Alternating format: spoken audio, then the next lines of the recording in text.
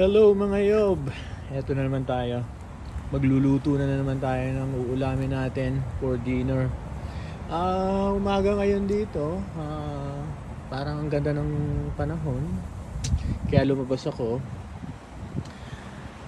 Plus 70 ng weather. So, napakaganda. Pero kahapon, nag-ice storm kahapon. Pero magdamag umulan, natunaw na. So, eto tayo ngayon. Nandito tayo sa labas. So, ang lulutuin ko ngayon ay fried chicken. Mala Jollibee fried chicken, pero version ko. So, magbabrine muna tayo ng chicken. So, mamayang gabi natin siya lulutuin. So, 8 hours o 12 hours natin siyang i-brine. Eto na yung ating mga ingredients. Meron tayo ditong water. At yung ating chicken na 3/4 yan, pinutol ko, ginawa kong dalawa. So ang una natin gagawin ay maglalagay tayo ng 2 teaspoon ng salt. And then yung peppercorn natin. At naglagay din ako ng 1 tablespoon na sugar. Meron tayo ditong apple cider. Lalagyan lang natin ng konti. Mga 1 teaspoon. Ito, meron tayong ito, mga rosemary ko to, natanim ko last summer. So nag-dry na sila, pin-freezer ko.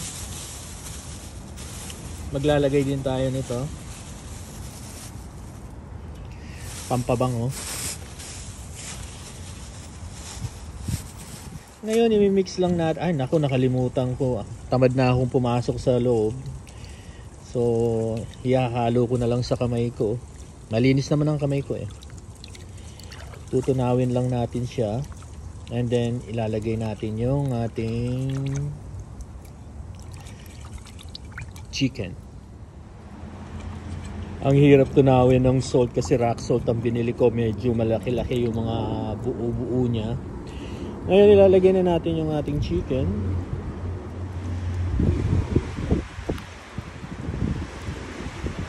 Mag-brine lang natin. Yung iba kasi after nilang binrime, hugasan nila eh. Pero ako hindi ko na siya hugasan.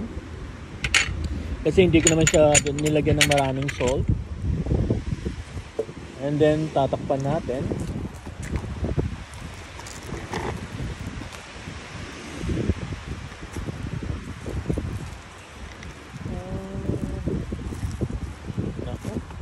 Mahangin. And then ilalagay muna natin sa fridge. Babalikan natin siya mamaya para iprito. Balik na tayo. Alas 4 na ng hapon ngayon. So gagawa na tayo ng pang-breading natin dun sa chicken. At lulutuin na natin yung ating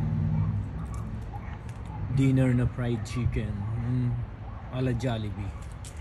So una natin gagawin, meron tayong flour dito, harina 1 cup, and then maglalagay din tayo ng 1 cup ng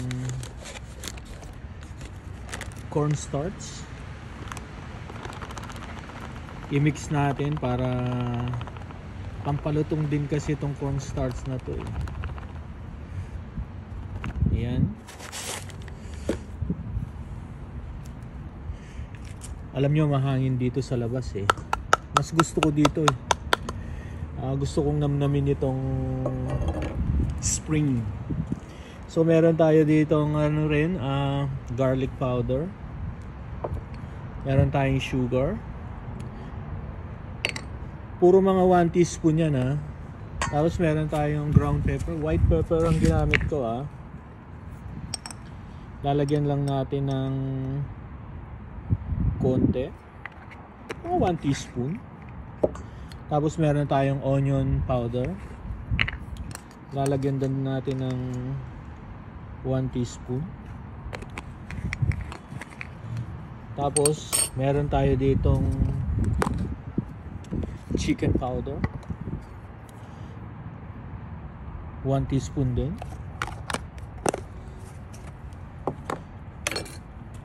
Ngayon, imimix na natin siya. Pagka-mix natin, hayaan muna natin siyang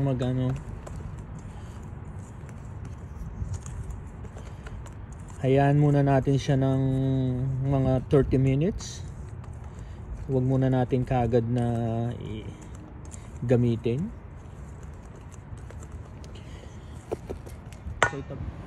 Ihahabol ko lang itong salt natin, 1 teaspoon din. Muntik ko na siyang makalimutan. So i-mix natin uli.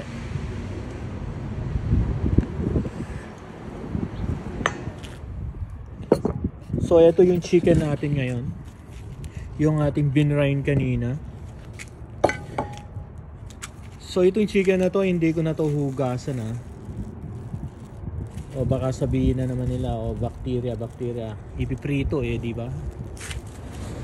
So ang gagawin natin dito, tatanggalin lang natin itong ating mga dahon-dahon na to, and then pupunasan lang natin siya.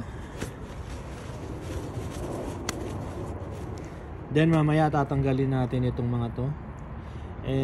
Medyo ayoko namang pakita lahat sa iyo na tatanggalin ko to dahil aabutin tayo ng siyam-siyam. So ngayon gagawin lang natin ganito, pupunasan lang natin siya. Tapos hindi na natin siya hugasan. Diretso nang iprito to. Ganun lang. Okay, anyway. Maya-maya magpiprito na tayo. Gagamit tayo ng yung electric na deep fryer ko. Babalikan ko kayo mamaya, ihanda ko lang yung pangprito ko. Mga yob, magpiprito na tayo ngayon. So, magbe-breading muna tayo. Ano ko muna dito. I-breading muna natin yung ating mga manok. Gumamit ako ng electric para maganda ang pagkaluto. Actually ready na siya, pwede na. Na-reach na niya yung ating temperature, yung 350. So siguro kasya ang tatlo na yung ilalagay natin.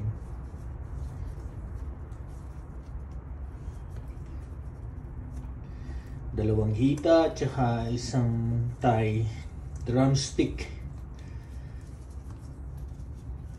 Alam niyo si Jollibee, nagtrabaho ko sa Jollibee, 5 years ako.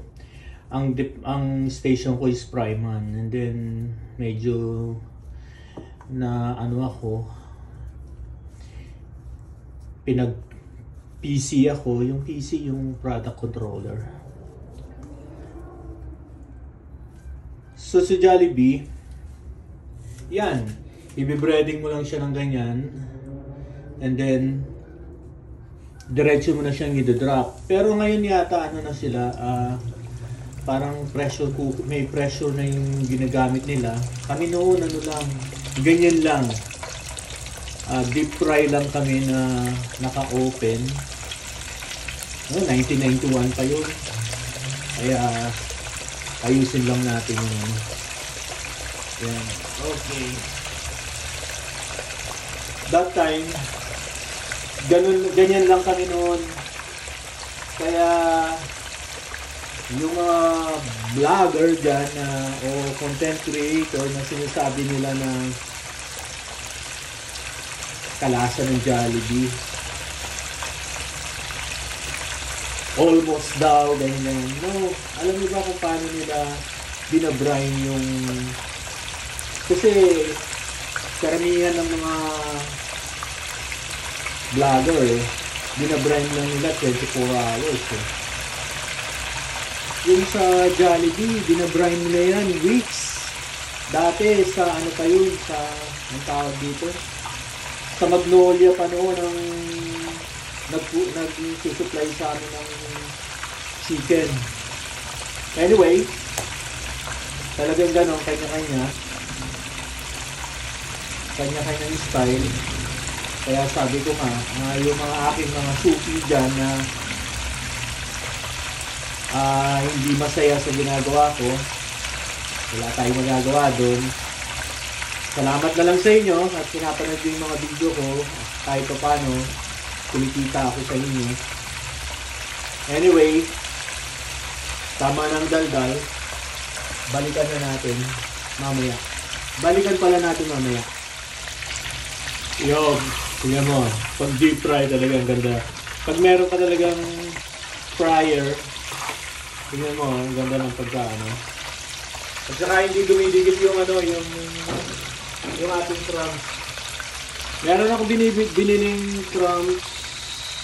Yung breading na nabibiling ready na. Tinry ko yun pero sobrang alat. Sabi ko gagawa na lang ako ng sarili ko. Anyway, maya balikan natin ulit. O yun. Okay na to.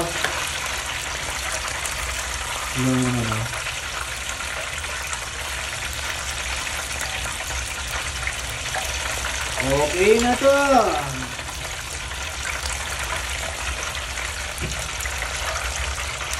So ilalagay natin dito sa ating may paper towel.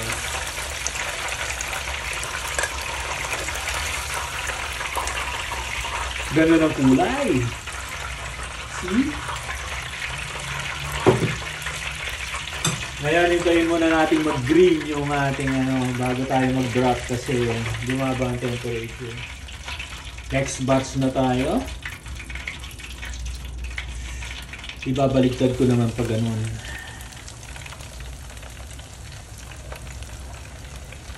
And then, yung isa. Yung ating legs.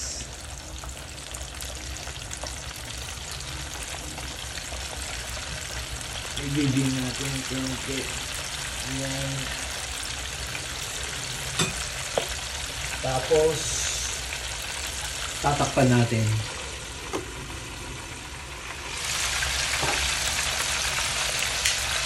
Baligtad lang natin.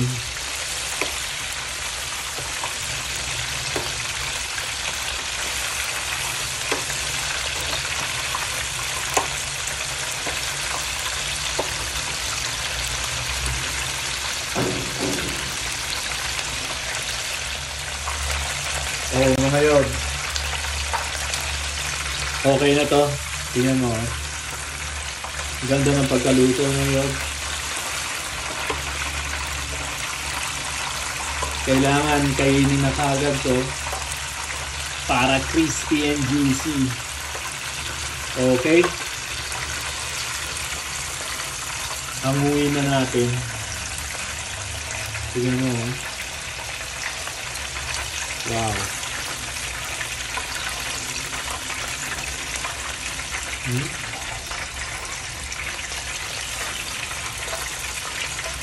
Yung ating legs. Ang ganda. Okay, yun. It's time to eat now. Salamat sa panonood at nagtiyaga kayo ulit. Hanggang sa susunod. Thank you for watching.